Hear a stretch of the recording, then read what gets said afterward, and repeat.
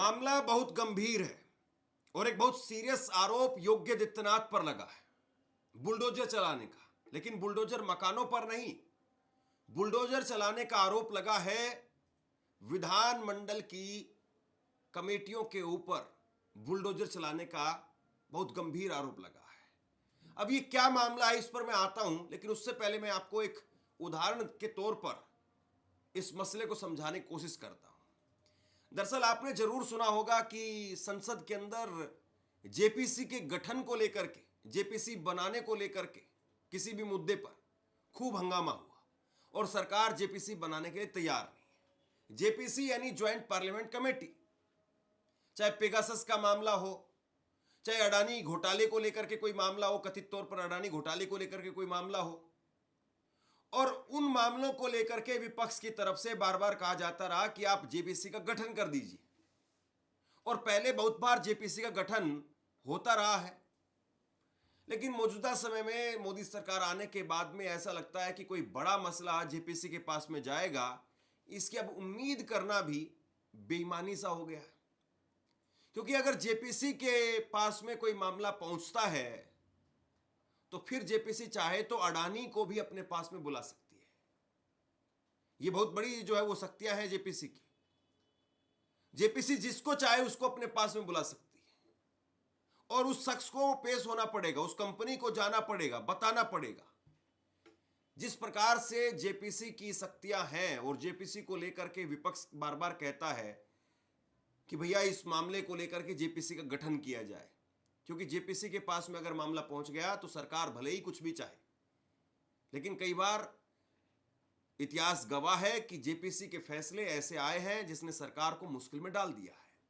अब जिस प्रकार से जेपीसी की शक्तियां संसद के अंदर हैं और अलग अलग कमेटियों की शक्तियां संसद में होती हैं, वैसे ही उसी प्रकार की शक्तियां वो विधानसभा के अंदर भी होती है। विधानमंडल में अलग अलग कमेटियों की भी वैसी शक्तियां होती हैं। अब इन कमेटियों की शक्तियों को योगी आदित्यनाथ की सरकार, उस पर आरोप लग रहे हैं कि या तो पूरी तरह से खत्म कर रही है या फिर उन जो शक्तियां हैं उनको कम करने का प्रयास हो रहा है कि बस यानी नाम मात्र के लिए शरीर जरूर दिखाई दे कि आदमी है, स्वस्थ है, कुर्सी पर बैठा हुआ है, लेकिन आदमी के अंदर की जो सोचने समझने की शक्ति है, फैसला लेने की जो शक्ति है, काम करने की जो शक्ति है, उसको खत्म कर दो। बस फिर आदमी कुर्सी पर बैठा हुआ दिखाई देगा, लेकिन आदमी कुछ काम कर सकता है या नहीं कर सकता है, ये फिर खत्म हो जाएगा। कांग्रेस के पूर्व एमएलसी और सीएलपी के लीडर रहे दीपक सिंह, खुद अमेठी से आते हैं।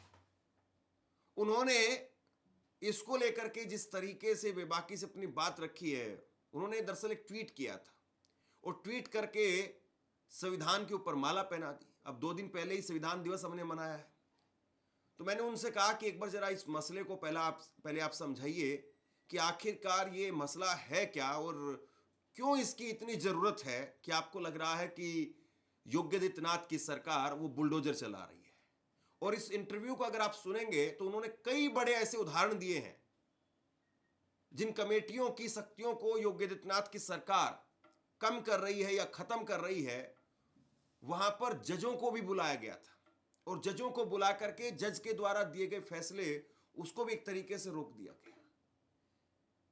तो यानी पावरफुल जो कमेटियां रही हैं, जिसके सहारे विपक्ष कम से कम ये उम्मीद करता है कि सरकार नहीं सुन रही है तो कमेटियों के सहारे ही हम अपनी बात को रखेंगे, अब वहां पर भी बुलडोजर चल रहा है। ये दीपक सिंह कह रहे हैं।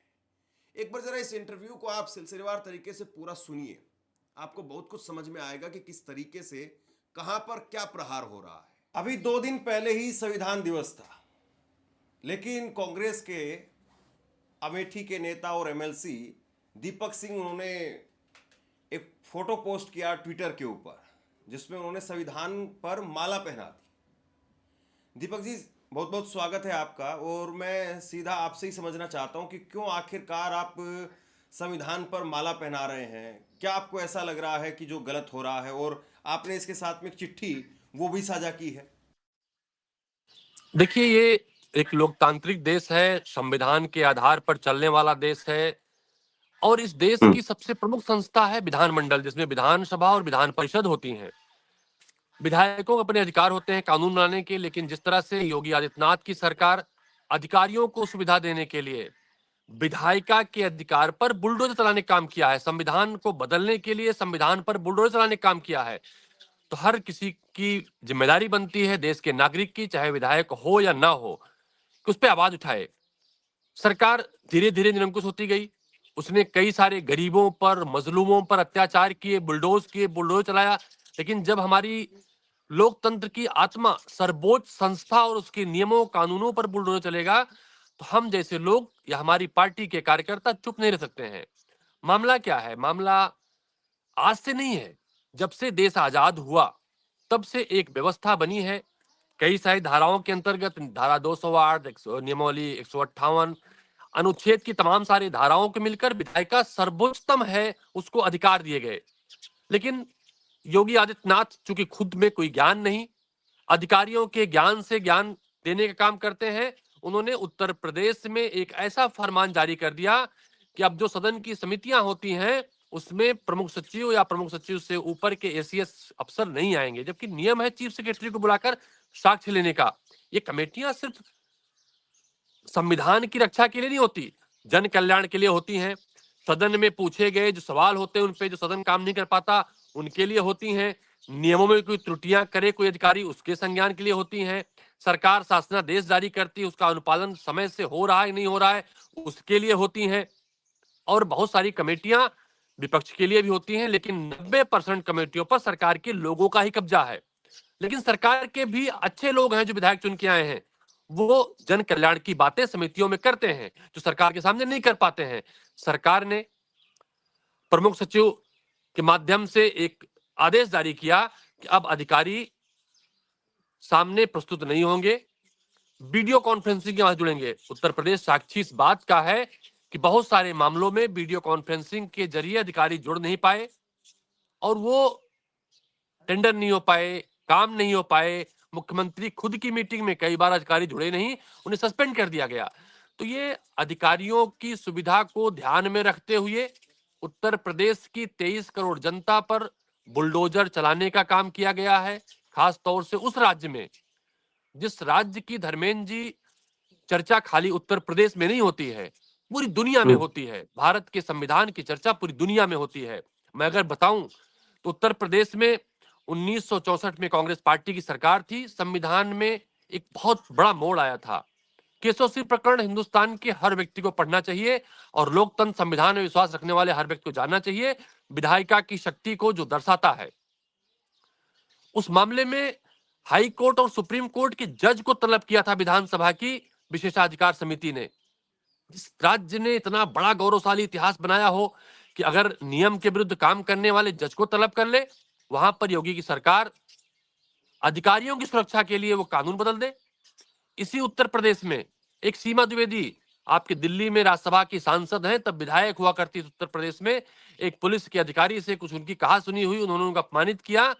उत्तर प्रदेश में समाजवादी पार्टी की सरकार थी, माता प्रसाद पांडे जी जो नेता विरोधी दल है वो विधानसभा अध्यक्ष थे, उसको सस्पेंड कर दिया गया विधानसभा के माध्यम से। एक जज ने उस पर स्टे कर दिया, विधानसभा ने जज को तलब कर लिया, क्षमा याचना के बाद उसे मुक्ति दी गई। आज तक वो पोस्ट पे नहीं पाया, क्योंकि न्याय व्यवस्था में बहुत सारे ऐसे जजेस हैं जो इस परंपरा को मानते हैं। अभी हाल में देखा होगा सतीश महाना जी जो आज विधानसभा अध्यक्ष हैं, इन्होंने कानपुर की पुरानी घटना पर कई सारे अधिकारियों को तलब किया, उन्हें सजा दी, उन्हें एक दिन की कैद दी।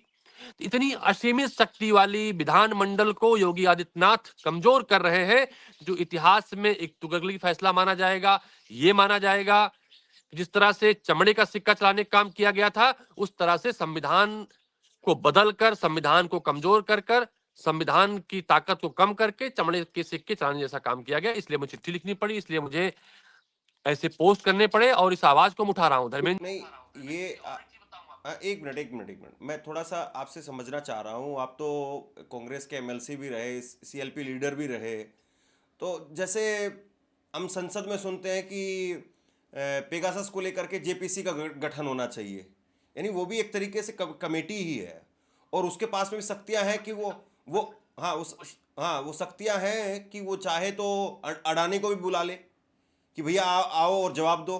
और जेपीसी के सामने जाना पड़ेगा।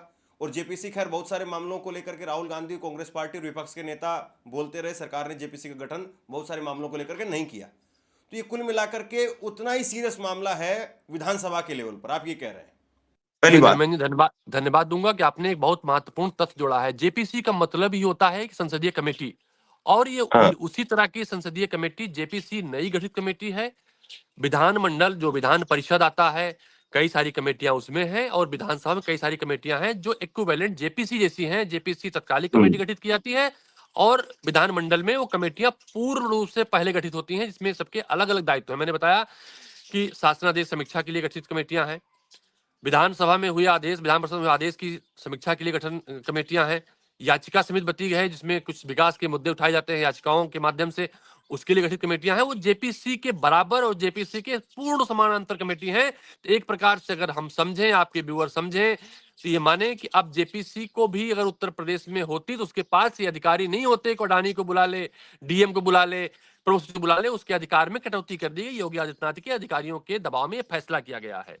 हाँ, यानी बाहर से इसको ऐसे समझें कि बाहर से जैसे शरीर है, तो शरीर में आदमी अगर कमजोर होगा तो दिखाई देगा, उसका रंग काला पड़ेगा तो दिखाई देगा, लेकिन अगर दिमागी लेवल पर उसकी सोचने समझने की शक्ति या उसकी पावर हटा दी जाए तो बाहर से तो लगेगा कि नहीं, आदमी तो ठीक ही है, सही बैठा है, कुर्सी पर बैठा है। तो ये कुल मिलाकर के कुछ आप ऐसी बात कह रहे हैं कि शक्तियां खत्म कर दी जाएंगी तो विधानसभा तो रहेगी लेकिन उसकी पावर नहीं रहेगी, यही है ना? बिल्कुल, बिल्कुल ठीक बात कही आपने। भारतीय जनता पार्टी के विधायक हैं गोरखपुर के देवेंद्र प्रताप सिंह जी, कई बार के विधायक हैं, भाजपा से ही हैं। एक दो भाजपा के विधायकों ने इस मुद्दे को आपने जैसे कहा ठीक उस प्रकार से उन्होंने भी उठाया है। मेरे उठाने के बाद चिट्ठियां लिखी हैं खुद। तो एक प्रकार से देखें, सत्ता पक्ष के लोगों ने भी आवाज उठाई है। जो शब्द आपने कहे, उनका कहना है कि इनकी शक्तियों पर कुठाराघात किया गया है। शरीर बचेगी लेकिन शरीर के अंदर इतनी बीमारियां हो जाएंगी कि शरीर काम नहीं कर पाएगा। ठीक उस प्रकार से संसदीय कमेटियां होंगी, विधायिका होगी, लेकिन उनके पास शक्तियां नहीं होंगी, वो काम नहीं कर पाएंगे। यूं कहें कि जनता को लूटने के लिए मार्ग छोड़ दिए जाएंगे। अभी कल एक आदेश आया धर्मेंद्र जी, मैं बताऊं आपको, उन्होंने, सरकार ने कहा है कि अब जन्म को पंजीकृत करना पड़ेगा। अब आधार कार्ड ही मान्य नहीं होगा। अभी सरकार जानती नहीं कि उससे नुकसान क्या होगा, क्योंकि सरकार के पास खुद का ज्ञान नहीं है। अधिकारी जो अधूरे ज्ञान से ज्ञान देते हैं, सरकार उसको मान लेती है। जबकि नए पंजीयन के लिए नियम है, जन्म पंजीयन नियमावली 2002 की धारा 9(3) के अंतर्गत जन्म का प्रमाण पत्र बनवाने के लिए अगर पुराना है तो एसडीएम कोर्ट में जाना पड़ेगा। आप जानते हैं उत्तर प्रदेश में बिना घूस दिए कोई काम नहीं होता। उत्तर प्रदेश में चक्कर लगाने पड़ेंगे एसडीएम दफ्तर के। तो ये सब काम कमेटियां करती हैं, संसदीय कमेटियां करती हैं। अगर ये प्रकरण संसदीय कमेटी में जाएगा, संसदीय कमेटी इसका निराकरण करेगी, एसडीएम बुलाएगी, डीएम बुलाएगी, प्रमुख सचिव बुलाएगी और कहेगी भाई ऐसे क्यों काम कर रहे हैं आपकी, जिसमें लोगों को सुविधा हो रही है। ऐसे काम करने के लिए कमेटियां होती हैं, और सरकार को पता नहीं क्या सोचता है। मैं तो सरकार से कहूंगा कि रावण ने भी सारी शक्तियों को बांध लिया था, सारी ग्रहों को, नवग्रहों को बांध लिया था। अंत में प्रभु श्री राम के हाथ उसकी पराजय हुई। तो सरकार अगर सोचे शक्तियां कम कर देंगे, शक्तियों को बांधकर अधिकारियों के हाथ में केंद्रित कर देंगे, तो आज नहीं कल उसका पटाक्षेप होगा, उन्हें हटना पड़ेगा, हारना पड़ेगा। और ये क्यों भूल जाते हैं, जब रावण हार गया, रावण की शक्तियां कम हो गई, तो ये सरकारें क्या मायने रखती हैं? कल के ये सरकारें फिर कमेटियों की बात करेंगी, इसका रोना रोएंगी। जैसे बहुत सारे फैसले माननीय प्रधानमंत्री जी पहले कहते थे, कांग्रेस की नीतियों के खिलाफ बोलते थे, मनरेगा हो, आधार कार्ड हो, जीएसटी हो, बाद में उसी पे लौटना पड़ा ना, क्योंकि इनके पास अपना खुद का ज्ञान नहीं है। अज्ञानी लोगों के ज्ञान से चलते हैं और उत्तर प्रदेश देश के लोगों को कष्ट पहुंचाते हैं। इसलिए इसमें बहुत सारी चीज। इसको मैं थोड़ा अगर दूसरे शब्दों में कहूं तो आप ये कह रहे हैं कि कल कल को बीजेपी जब अगर विपक्ष में आएगी तो उसको भी ये भुगतना पड़ेगा। जो आज बीजेपी ये सोच रही सत्ता में है तो चलिए हमें जो है वो फर्क नहीं पड़ता है, और हम तो पावर में हैं ही तो सब कुछ तो हमारे हिसाब से काम कर ही रहा है। आप ये कह रहे हैं कि कल विपक्ष में बीजेपी आएगी तो बीजेपी को भी फर्क पड़ेगा, याद आएगी ये दिन। धर्मेंद्र जी, आपका प्रतिष्ठित चैनल है, करोड़ों लोग आपके चैनल को देखते हैं। ये रिकॉर्ड पे रहेगा कि 2027 में जब भारतीय जनता पार्टी विपक्ष में जाएगी, तो अगर ये, हालांकि फैसला जिस तरह से पास नहीं हो पाएगा, सारे भाजपा के विधायक ठीक उस तरह से योगी आदित्यनाथ जी की सरकार के खिलाफ हैं, जैसे एक बार धरने पर बैठे थे 150 से ज्यादा विधायक। लेकिन जब विपक्ष में भाजपा 2027 के बाद जाएगी, तो ये बदले हुए कानून उसे बहुत याद आएंगे। ये वही अधिकारी हैं जो आज थाने से लेकर तहसील तक, ब्लॉक से लेकर शासन स्तर तक जनता को लूट रहे हैं, योगी आदित्यनाथ जी गोरखपुर के सांसद के तौर पर इन मुद्दों को उठाते रहे हैं। इसकी प्रताड़ना के शिकार हुए हैं, वो फिर होंगे, ज्यादा होंगे। शायद उन्होंने अपने लोगों को गंवा दिया है, उनके पास अब जन समर्थन भी नहीं होगा सड़क पर उतरने के लिए। लेकिन कांग्रेस पार्टी की जिम्मेदारी बनती है, जिसने देश को अंग्रेजों से आजाद कराया, अब अंग्रेज परस्त लोगों से काले कानून नहीं लाने देगी। भारत में जो संविधान बाबा साहब भीमराव अंबेडकर, पंडित जवाहरलाल नेहरू या तमाम सारे हम्म। फ्रीडम फाइटर की सोच से देश को मिला है, उसको बदलने नहीं देगी, उस पर बुलडोजर नहीं चलने देगी। ये हमारी जिम्मेदारी बनती, इसलिए हम इस पे आगे चलकर आंदोलन करेंगे। क्योंकि प्रथम पंक्ति की मीडिया सरकार के चरणों में गिरी हुई है। जो लोग इसे दिखा चला पाएंगे उनके पास जाएंगे और जनता के साथ आंदोलन करके सड़क पे आएंगे। एक चीज समझ में नहीं आ रही है, जैसे अभी राज्यसभा के बुलेटिन में कहा गया सांसदों के लिए कि आप जय हिंद और वंदे मातरम नहीं बोलेंगे, इनसे परहेज करिए, थैंक्स और थैंक यू नहीं बोलेंगे। और इधर आप जो है वो अ, उत्तर प्रदेश विधानसभा का मामला बता रहे हैं।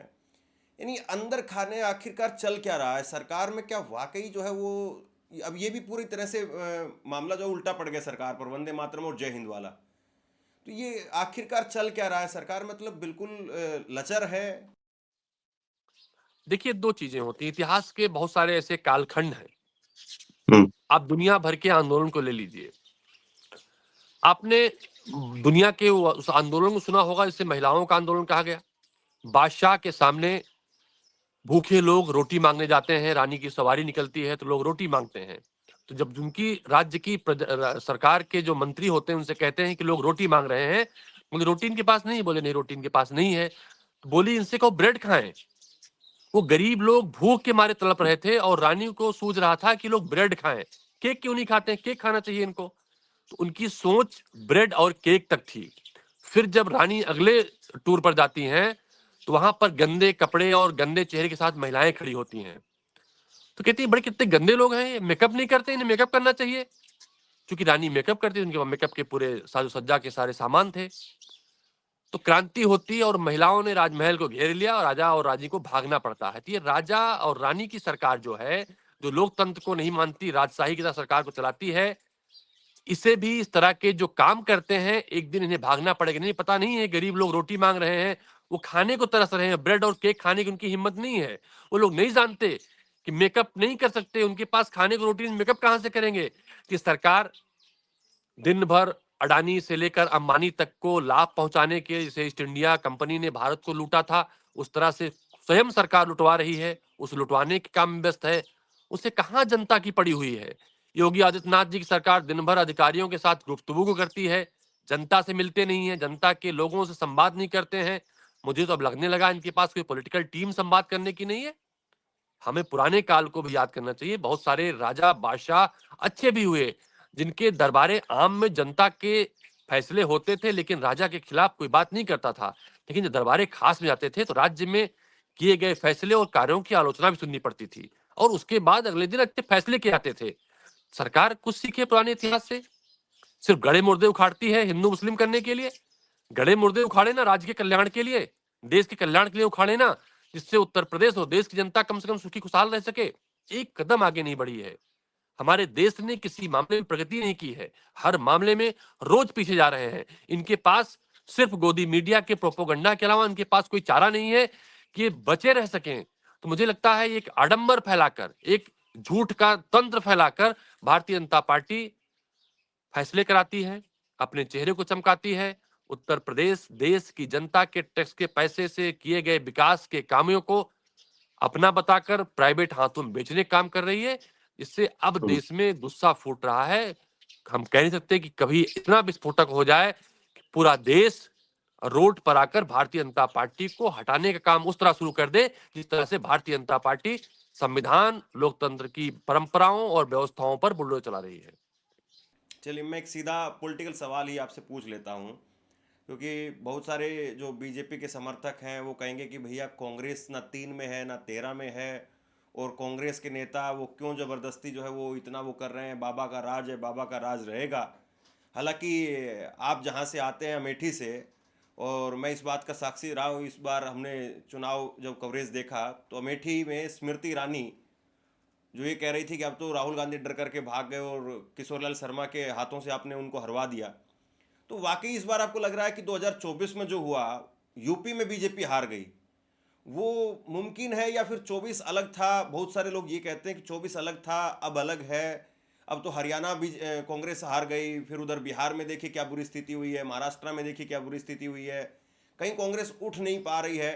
तो यूपी में सपने देखना कांग्रेस के लिए बहुत बहुत मुश्किल काम है, बहुत दूर की कौड़ी है। धर्मेंद्र जी, हम कांग्रेस पार्टी के ध्वजवाहक हैं। राहुल गांधी जी, प्रियंका गांधी जी कांग्रेस पार्टी के विचारों के साथ आज चल रहे हैं, लेकिन हम उस परंपरा के ध्वजवाहक हैं, उस कांग्रेस पार्टी के ध्वजवाहक हैं जिसने 1985 में मात्र 72 प्रतिनिधियों के साथ देश में आजादी का आंदोलन शुरू किया था।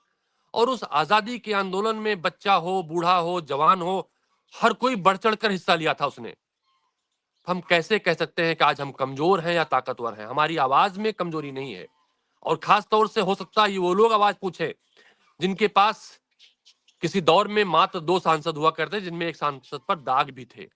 हम पर दाग नहीं है। भारतीय जनता पार्टी के गलत आरोप जरूर हो सकते हैं। हमारी जिम्मेदारी बनती है आज संवैधानिक देश में, हर किसी को संविधान की धाराएं ये इजाजत देती हैं कि लोग जन कल्याण की, जनता के हितों की और अपनी सुरक्षा और रक्षा की आवाज उठाएं।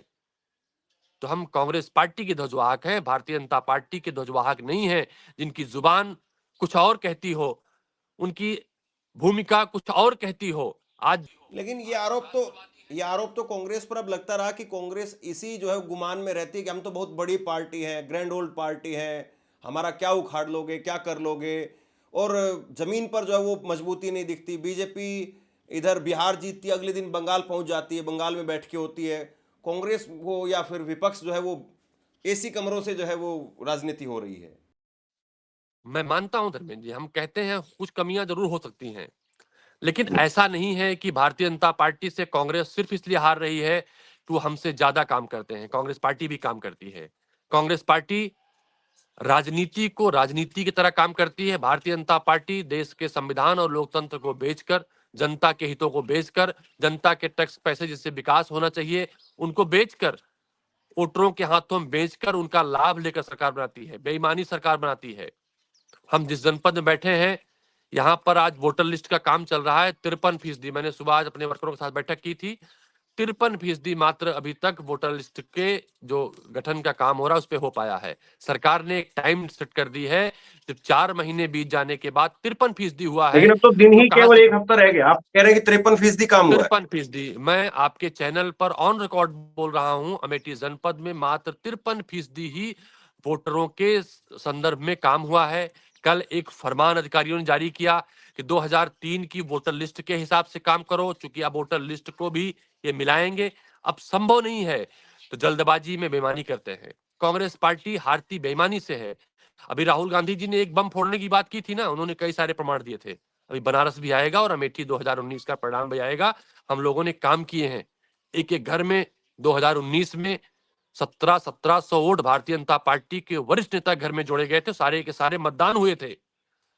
तो अगर हम बेईमानी से हारे तो उसे हम हार नहीं मानेंगे। राहुल गांधी जी ने मोर्चा उठाया है ना, आज पूरे देश में उस राहुल गांधी जी की मुहिम की चर्चा ये है, गांव में लोग जागरूक हैं। उत्तर प्रदेश में हम बेईमानी नहीं होने देंगे। इनकी बेईमानी के कांड खंड काव्य का अंतिम अध्याय बिहार में लिखा जा चुका था। अब भाजपा बेईमानी से नहीं जीत पाएगी। जो 10 से 15% वोट ये बेईमानी से बढ़ा लेते थे, उस पे कांग्रेस पार्टी और उस बेईमानी के जो इनका रथ चल रहा था उसे रोकेगी और भारतीय जनता पार्टी को पूरे देश में हराएगी। क्योंकि ये प्रमाण है, इसमें कोई दो राय नहीं, इसके बाकायदे प्रमाण है, इसकी पूरी तरह से हमारे पास डॉक्यूमेंट्स हैं। उसको राहुल गांधी जी लेकर सामने आएंगे ना, देखिएगा। तो कांग्रेस पार्टी न हरियाणा हारती, न कांग्रेस पार्टी मध्य प्रदेश हारती, न कांग्रेस पार्टी किसी राज्य में हारती, और कांग्रेस पार्टी 2024 में भारतीय जनता पार्टी को बुरी तरह हराती अगर 10 से 15% वोटों की इन्होंने बेईमानी ना की होती। तो वैसे भी हार गए थे, बेईमानी करने के बाद भी हार गए थे। तो चलिए, मुझे लगता है बेईमानी से आप किसी को हरा सकते हैं। अगर कोई सामने बहुत बलशाली आदमी निहत्था खड़ा हो, आप उसको चुपके से गोली मार देंगे, शक्ति कहां रह जाएगी उसकी? तो ये इस तरह से ये शक्तिहीन करते हैं हथियारों से बेईमानी वाले।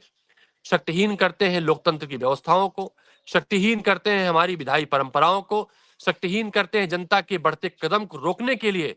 आप बताइए ना, देश हो या प्रदेश हो, प्रति व्यक्ति आय बढ़ी है घटी है? देश हो या प्रदेश हो, प्रति व्यक्ति लोन बढ़ा है ना? डॉलर आज प्रधानमंत्री की उम्र को पार कर गया है, 75 साल वाली उम्र को, फिर भी चर्चा देश में नहीं हो रही है। कौन सा ऐसा पैरामीटर है, मीडिया हो, लोकतंत्र सूचकांक हो, देश में सबसे ज्यादा भुखमरी का मामला हो, पड़ोसी देशों से हम नीचे चले गए हैं, हैप्पीनेस सेल्सियस में हम सबसे नीचे चले गए हैं, घटिया शिक्षा के माने में दुनिया में नंबर 2 पर हो गए हैं, कबीलाई देश भी आज दुनिया में है, उनसे पीछे हो गए हैं हम। तो अगर भाजपा ढिढोरा पीटती हो तो पीटे, लेकिन कांग्रेस पार्टी मूल्यों के आधार पर राजनीति करती है और मूल्यों के आधार पर अपनी बात को उठाती रहेगी। हम ये मानेंगे कि आप देश के प्रतिष्ठित चैनल हैं, लोग देखते हैं, आप लोगों की भी जिम्मेदारी बनती है देश और लोकतंत्र की रक्षा के लिए, जिसके लिए लोकतंत्र की चौथी खंभे के रूप में मीडिया की स्थापना हुई थी कि आवाज उसको दी जाए जिसकी आवाज में शक्ति कम हो, जिनके पास सरकार का तामझाम ना हो, अगर कहीं गलत और बेईमानी होती हो तो उस आवाज को दबाने की कोशिश की जा रही है। अगर आज आप लोग नहीं होते तो विपक्ष या दबी हुई आवाज कौन उठाता? संकट है, लेकिन हम इस बात को मानते हैं ना, हमने कहा हम कांग्रेस पार्टी के ध्वजवाहक हैं और उस परंपरा से आगे बढ़ते हैं। कम लोगों ने शुरू किया था, तब हमारे पास मीडिया नहीं थी, तब हमारे पास लोग नहीं थे, तब भी अंग्रेजों के लठ चलते थे। आपको याद होगा ना, तब भी एर्नाकुलर प्रेस एक्ट लागू होता था, सच दिखाने वाले मीडिया के लोगों पर प्रतिबंध लगाकर जेल भेज दिया जाता था। तब भी कांग्रेस पार्टी ने आंदोलन किया था और इस देश को आजाद कराया था। तो फिर तब ईस्ट ठीक इंडिया है। कंपनी से आजाद कराया था। आज अडानी अंबानी कंपनी से इस देश को आजाद कराने का बीड़ा राहुल गांधी जी उठाया है। हम इनसे भी देश को आजाद कराएंगे। चलिए, पॉलिटिकल दावे तो अपनी जगह पर है, लेकिन आपने जो मुद्दा उठाया है वो ज़्यादा गंभीर है और मुझे लगता है कि उस पर बात ज़रूर होनी चाहिए। संस्थाएं अगर नहीं होंगी या संस्थाएं आज़ाद ना हो या संस्थाओं की शक्तियां वो ख़त्म कर दी जाए, ये वाकई बहुत गंभीर मसला है। और संस्थाओं की ज़रूरत जब ज़्यादा पड़ती है, जब आप कमज़ोर होते हैं या आप विपक्ष में होते हैं या आपको कोई ऐसी बात उठानी हो, कहनी हो जो पावरफुल लोगों को पसंद ना आए, तो उस वक्त में संस्थाओं की अपनी एक भूमिका होती है और इसलिए संस्थाओं का बचा रहना वो बहुत ज़रूरी है। अब जो मुद्दा आप उठा रहे हैं, संभवतः ये हम पहली बार इस पर बात कर रहे हैं, किसी मीडिया में, कहीं किसी अखबार में मैंने ये मुद्दा नहीं देखा है। अब देखते हैं कि इस पे सरकार की तरफ से क्या कुछ जो है वो जवाब आता है। बहरहाल आप आए दीपक जी और आपने अपनी बात रखी, बहुत बहुत शुक्रिया आपका। Thank you. आपका हमें भी बहुत बहुत आभार कि आपने इस महत्वपूर्ण मुद्दे को, देश की आत्मा को जीवित रखने का मुद्दा उठाया। आपका और आपके प्रतिष्ठित चैनल को बहुत बहुत धन्यवाद। Thank you.